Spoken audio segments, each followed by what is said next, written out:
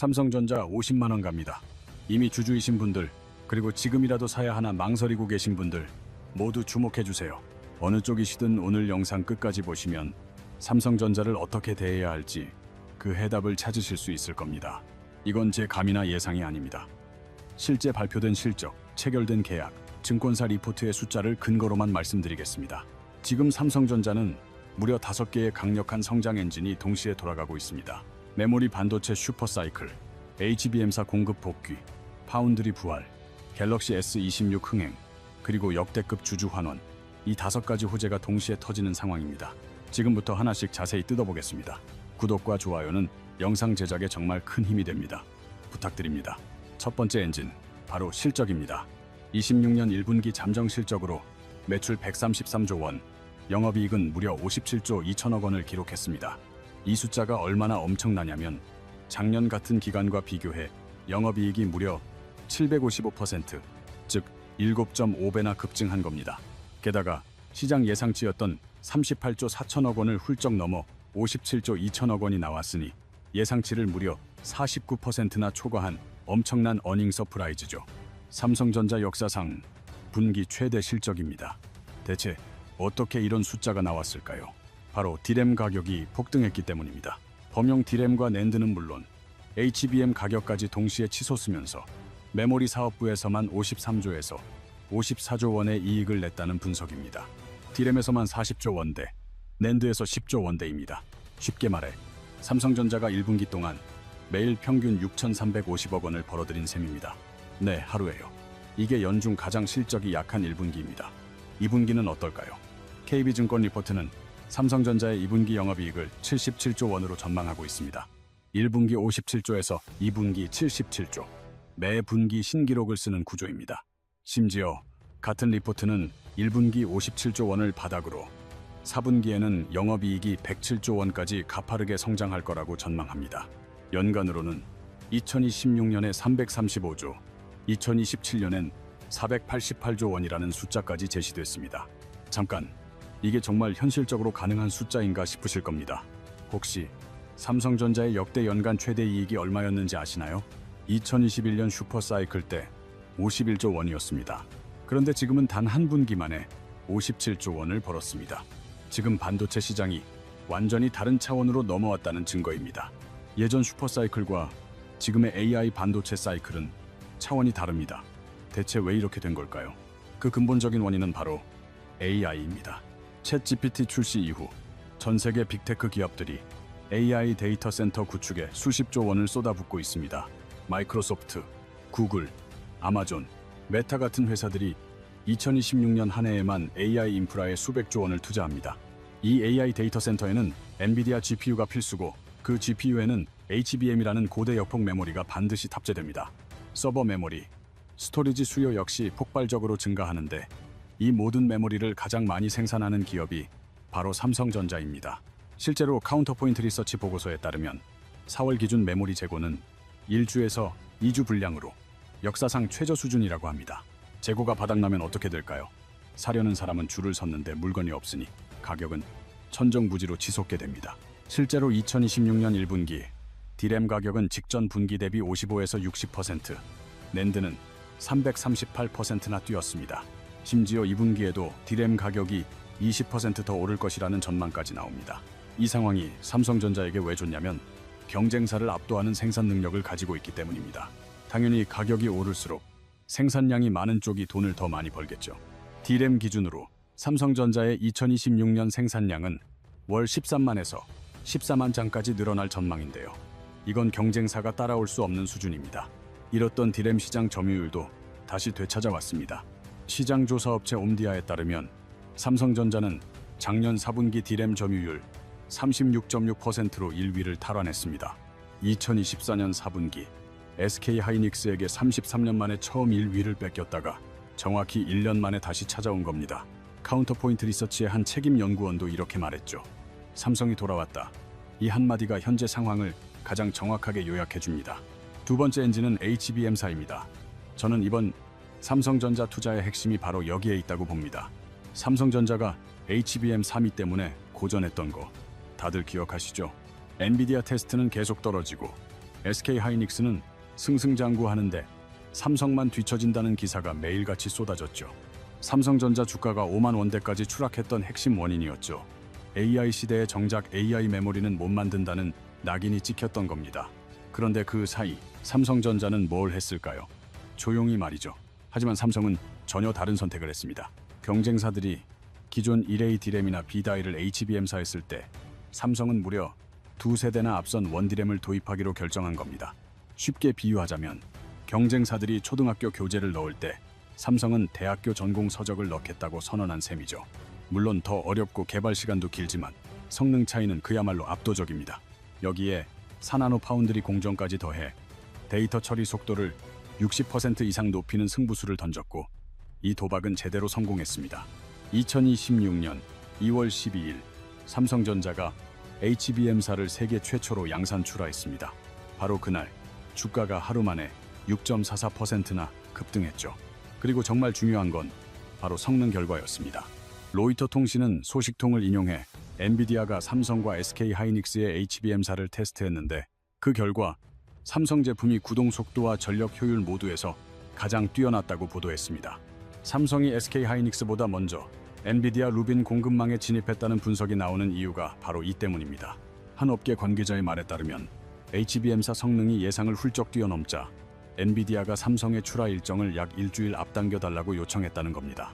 이게 삼성전자에게 얼마나 큰 의미냐면 엔비디아의 차세대 AI 가속기인 베라 루빈에 바로 삼성 HBM사가 탑재되는 겁니다. 베라 루빈은 2026년 하반기 출시 예정으로 지금 전 세계 AI 데이터 센터들이 이 제품만 손꼽아 기다리고 있죠. 전 세계 AI 반도체 시장의 90%를 장악한 엔비디아의 핵심 신제품에 삼성 HBM이 탑재되는 겁니다. 그리고 이게 다가 아닙니다. 삼성전자는 HBM사를 출하하자마자 바로 다음 7세대 HBM사 2 로드맵을 공개해버렸습니다. 2026년 하반기 샘플 생산, 2027년 본격 양산을 목표로 합니다. 이게 무슨 뜻이냐면 과거 HBM3 시장을 SK하이닉스에 뺏기고 허둥지둥 따라갔던 실수를 다시는 반복하지 않겠다는 선언입니다. HBM사를 출시하면서 동시에 HBM사 2를 준비하는 선제 공격 전략인 겁니다. 삼성전자가 공식적으로 밝힌 전망도 있습니다. 2025년 대비 HBM 매출이 3배 이상 증가할 거란 예측입니다. 무려 3배입니다. 게다가 고객사들은 2027년 이후 물량까지 미리 확정하고 싶어 한다고 합니다. 지금 HBM 수요가 공급을 훨씬 초과할 만큼 빠르게 늘고 있다는 의미죠. HBM사 제조 과정에서 주목해야 할 점이 하나 더 있습니다. 바로 베이스 다이라는 핵심 부품을 만들 때 파운드리 공정이 필수라는 사실입니다. 그런데 삼성전자는 메모리 사업부와 파운드리 사업부를 모두 가진 세계 유일의 종합 반도체 기업입니다. SK하이닉스나 마이크론은 자체 파운드리가 없어 외부 업체에 의존할 수밖에 없습니다. 오직 삼성만이 메모리 설계부터 파운드리, 패키징까지 모든 과정을 자체적으로 해결할 수 있습니다.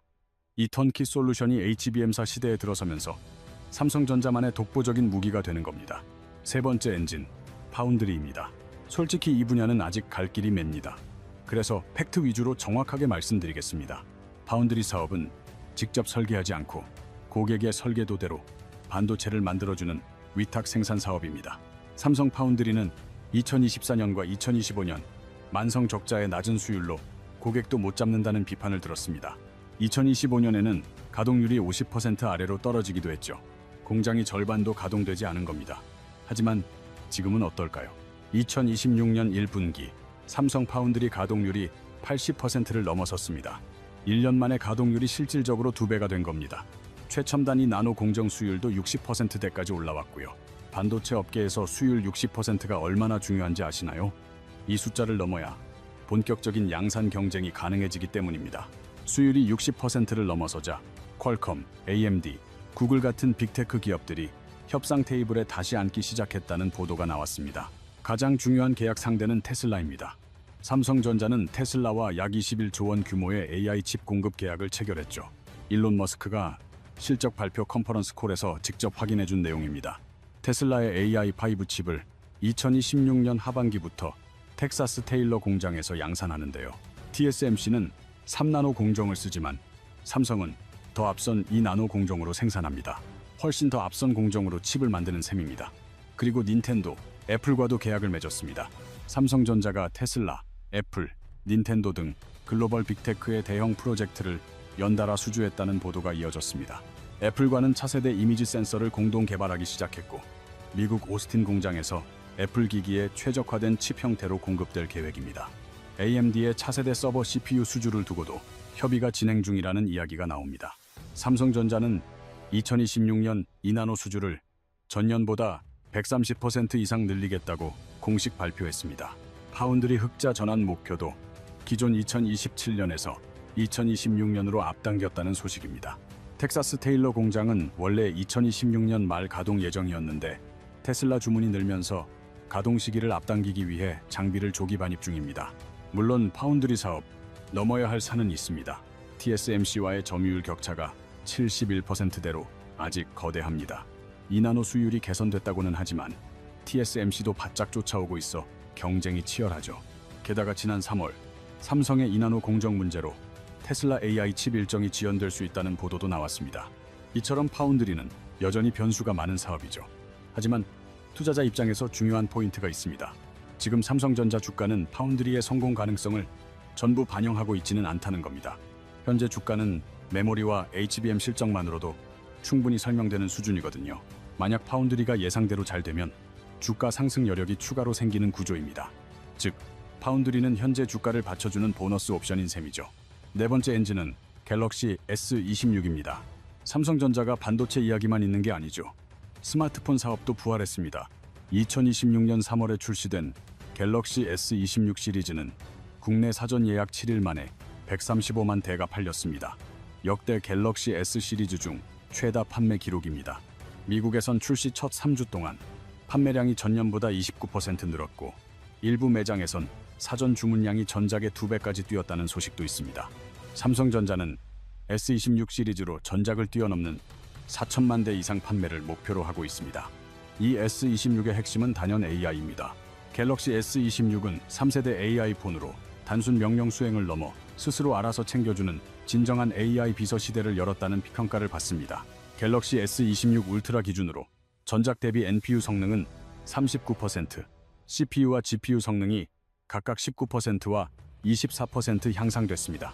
그리고 삼성의 목표는 AI를 지원하는 갤럭시 기기를 올해 안에 누적 8억대로 늘리는 겁니다. 무려 8억대입니다. 이미 판매된 기기들도 소프트웨어 업데이트로 AI 기능을 넣어주는 방식인데요. 8억 명이 삼성 AI 생태계 안으로 들어오는 겁니다. 이것이 장기적으로는 갤럭시 AI 구독 서비스와 클라우드 사업으로 연결되는 거대한 그림입니다. 그리고 모바일 사업부는 이번 1분기 갤럭시 S26 흥행 덕분에 영업이익이 4조 원에 육박했다는 관측도 나옵니다. 반도체 실적이 워낙 커서 상대적으로 묻히는 감이 있지만 모바일 사업부만 떼놓고 봐도 아주 훌륭한 실적입니다. 다섯 번째 엔진은 주주 환원입니다. 이건 그냥 보너스 같은 이야기가 아닙니다. 주가에 직접적인 영향을 미치는 매우 중요한 이야기입니다. 삼성전자는 지난 3월 18일 주주총회에서 파격적인 주주 환원 계획을 발표했습니다. 첫째, 총 11조 1천억 원 규모의 배당금을 지급하기로 했습니다. 기존 배당금 구조 8천억 원에 1조 3천억 원의 추가 배당이 더해진 겁니다. 보통주 기준으로 연간 주당 1,668원 배당이 확정됐습니다. 둘째, 16조 원 규모의 자사주를 올해 상반기 안에 소각합니다. 자사주 소각이 왜 중요하냐면 주식수를 줄여서 주당 가치를 끌어올리는 효과가 있기 때문입니다. 보통주 7,335만 주, 우선주 1,360만 주를 소각하는데요. 이는 전체 보유 자사주의 82.5%에 달합니다. 거의 전부를 태우는 셈입니다. 전영현 부회장이 주총에서 직접 빠른 시일 내에 소각을 완료해 주주 가치를 높이겠다고 말했습니다. 여기서 끝이 아닙니다. 삼성전자는 2026년까지 3개년 주주 환원 정책에 따라 발생하는 잉여 현금 흐름의 50%를 주주에게 돌려주기로 약속했습니다. 그런데 문제가 있습니다. 이 정책을 만들 당시엔 영업이익이 30조 원대였는데 지금 실적이 수백조 원대로 폭발해버린 겁니다. 그러면 잉여 현금 흐름도 폭발적으로 늘고 50% 환원 원칙에 따라 주주 환원 규모도 비례해서 커집니다. 26년 잉여 현금 흐름을 185조 원으로 가정하면 주주 환원 재원이 92조 5천억 원에 달할 것으로 보입니다. 이걸 배당금으로만 환산해도 주당 1만 3천 원대가 가능하다는 계산이 나옵니다. 맥쿼리는 삼성전자의 2026년 잉여 현금 흐름이 217조 원까지 나올 수 있다는 시나리오를 제시하기도 했습니다. 일부 증권사에선 2026년 연간 배당금이 주당 8,000원까지 가능할 거란 전망도 내놓고 있습니다. 현재 주가 대비 배당 수익률로 계산하면 정말 어마어마한 수치가 됩니다. 여기에 자사주 소각으로 주식 수가 줄면 주당 가치가 오르면서 주가 하락을 막아주는 효과도 기대할 수 있습니다. 삼성전자 시가총액이 국내 기업 최초로 1,000조 원을 돌파한 시점에 이런 대규모 주주 환원을 하는 겁니다. 자, 이제 여러분이 가장 궁금해하실 부분을 이야기해 볼 시간입니다. 그래서 주가는 과연 어디까지 갈까요? 현재 삼성전자 주가는 21만 9천 원대입니다. 증권사 애널리스트 37명 중 36명이 매수 의견을 냈고 12개월 평균 목표 주가는 27만 4천 원입니다. 가장 높은 목표 주가는 36만 원까지 제시됐습니다. 지금보다 최대 64%더 오를 수 있다는 의미입니다. 5월에 무슨 일이 있을까요? 바로 4월 30일 삼성전자의 정식 실적 발표와 컨퍼런스 콜이 예정되어 있습니다. 잠정 실적은 이미 나왔지만 이번 공식 발표에서 몇 가지 아주 중요한 정보들이 공개됩니다. HBM사 납품 물량, 2분기 가이던스, 파운드리 흑자 전환 시점, 그리고 연간 배당 계획 등이 공개됩니다. 이런 정보들이 구체화되는 순간 지금 주가를 짓누르던 불확실성이 상당 부분 거치게 됩니다. 그리고 또 하나의 변수는 외국인 수급이죠. 2026년 1분기 외국인들은 코스피에서 무려 56조 원을 순매수했습니다. 미국이란 전쟁 같은 지정학적 리스크 때문에 차익 실현을 한 건데요. 그런데도 외국인의 코스피 지분율은 37.4%로 2020년 고점을 이미 넘어섰습니다. KB증권 리포트에 따르면 코스피의 PER은 7.3배로 전 세계 증시 가운데 가장 낮은 수준이라고 합니다. 삼성전자가 이런 실적을 내고 있는데도 밸류에이션은 아직도 헐값 수준이라는 뜻이죠. 중동 리스크가 완화되는 2분기부터는 외국인들이 실적과 펀더멘탈에 집중하면서 삼성전자가 최선호주가 될 거란 분석이 나옵니다. 그렇다면 50만 원까지 갈까요? 단기적으로는 현실적이지 않습니다. 지금은 목표 주가인 27만 원에서 36만 원 사이 구간에 안착하는 게 먼저입니다. 하지만 2027년에서 2028년 이후 중장기적으로 보면 이야기가 달라집니다. 2027년에 영업이익 488조 원이 실제로 실현되고 파운드리 흑자 전환이 본격화되면 그때 주가가 한 번 더 재평가될 수 있습니다. 자, 이제 리스크 요인도 솔직하게 짚어보겠습니다. 좋은 이야기만 하는 건 무책임한 일이니까요. 첫 번째 리스크는 이나노 파운드리 공정 지연입니다. 지난 3월 삼성 이나노 GAA 공정의 수율 문제로 테슬라 AI 칩 일정이 6개월 늦춰질 수 있다는 보도가 있었죠. 오는 6월 삼성 파운드리 포럼에서 공식 입장이 나올 텐데요. 그 내용에 따라 파운드리 사업의 가치가 재평가될 겁니다. 두 번째는 메모리 사이클입니다. 지금 메모리 가격 급등은 AI 수요 덕분이지만 과거처럼 공급 과잉이 발생하면 가격이 다시 급락할 수도 있습니다. 다만 업계 전문가들은 AI 수요 때문에 2028년까지 메모리 부족 현상이 계속될 것으로 보고 있습니다. 실제로 나무위 카에 2025년 반도체 대란이라는 문서가 생길 정도로 공급이 수요를 전혀 따라가지 못하고 있는 상황입니다. 세 번째는 바로 지정학적 리스크입니다. 현재 미국과 이란의 갈등이 계속되면서 이 문제가 해결되기 전까지 코스피 전체의 불확실성이 존재합니다. 네 번째 리스크는 노조 문제입니다. 삼성전자 최초의 과반 노조인 초기업 노동조합이 출범해 파업을 예고한 상태입니다. 만약 생산에 직접적인 영향을 준다면 단기적인 변수가 될 수 있습니다. 다섯 번째, 구글이 터보컨트라는 기술을 발표했습니다. AI의 메모리 사용량을 16분의 1로 줄일 수 있다는 가능성이죠. 이 기술이 만약 상용화된다면 전체 메모리 수요 전망이 바뀔 수도 있습니다. 하지만 AI 효율이 좋아질수록 오히려 더 많이 쓰게 되는 제본스의 역설이 적용될 가능성도 있습니다. 자, 이 모든 걸 감안해서 어떻게 접근해야 할지 정리해드리겠습니다. 현재 21만 원대 주가는 역대급 실적과 HBM사 복귀, 파운드리 반등이라는 세 가지 큰 호재를 아직 모두 반영하지 못했다는 게 증권가의 일반적인 시각입니다. 목표주가 27만 원에서 36만 원 사이는 현재 실적만으로도 충분히 정당화되는 구간입니다. 하지만 한 번에 전부 투자하는 건 추천하지 않습니다. 지금 코스피가 단기 고점이라는 말도 있고 외국인 차익 실현 물량도 나오고 있죠. 그래서 분할 매수가 가장 현명합니다. 4월 30일 컨퍼런스 콜 이후 2분기 가이던스가 나오고 HBM사 물량이 구체화되는 시점, 그리고 중동 정세를 보면서 비중을 늘려가는 전략이 좋습니다. 배당을 보고 투자하시는 분들도 계실 텐데요. 삼성전자는 현재 분기 배당을 지급 중이고 올해 상반기에만 16조 원 규모의 자사주 소각을 선언했죠. 연간 주당 배당금이 최소 8,000원 이상일 거라는 전망이 나오는데 현재 주가 기준으로는 배당 수익률도 꽤 높은 편입니다. 마지막으로 왜 삼성전자가 단순한 주식 그 이상인지 말씀드리겠습니다. 삼성전자는 코스피 전체 시가총액의 상당 부분을 차지하는 회사입니다. 외국인이 한국 주식을 살 때 가장 먼저 담는 종목이 바로 삼성전자입니다. 코스피 상승 역시 삼성전자 없이는 불가능하죠. 코스피가 급등한다면 그 중심에는 삼성전자가 있을 수밖에 없습니다. 반대로 삼성전자가 오르면 코스피도 따라 오르죠.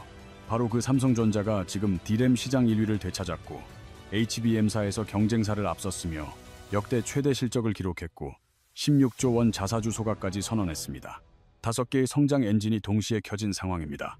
이 시점에서 삼성전자를 파는 게 맞을지 혹은 더 담아야 할지는 이제 여러분이 판단하실 차례입니다. 경청해 주셔서 대단히 감사합니다.